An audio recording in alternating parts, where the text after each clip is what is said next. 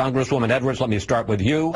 Your thoughts about the rally in Charlottesville yesterday, the violence and the criticism that President Trump is receiving for not calling out white nationalists specifically. Well, they start. Obviously, the violence is not acceptable, but what is more unacceptable is the fact that the president could not name this for what it was, driven by white nationalists, the KKK, white supremacists, and neo-Nazis. And the fact that the president of the United States cannot say this out loud, instead basically gives a green light to those who continue to perpetrate hate and violence in his name. And they said it decidedly that it was done in his name in support of his efforts to, quote, make America great again. I think it's unacceptable. There were Republican leaders across the board who spoke out and named this violence, and he could not. And why do you think he didn't? Well, I think he views those people as part of his base.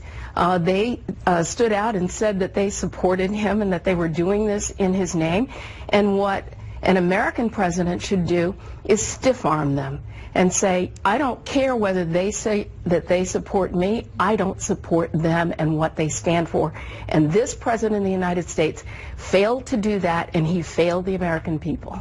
I do think if you're fair to him, the statement itself is pretty strong and pretty direct about condemning the violence, condemning bigotry.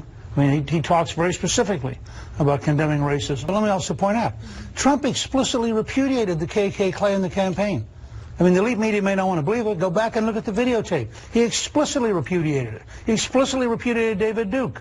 It is a falsehood to suggest that conservatism, which believes in liberty, has anything to do with Nazism. Nazism then why doesn't the president come out and say that? And the fact is, it took him days to repudiate David Duke, and now you're telling us that it's going to be a couple of days, and he'll come out and say we should distance ourselves from the KKK and from white supremacists. This is not acceptable for a president of the United States. First of all, in his inaugural, he said all of us bleed the same blood. He said there's no grounds for racism. He said it is unpatriotic to be racism. You cannot be a good American and be a racist. That's the inaugural. And yesterday was racist on the street. He didn't say it. And yesterday he came out and he said he was against all of the bigotry. He was against racism. If you read it,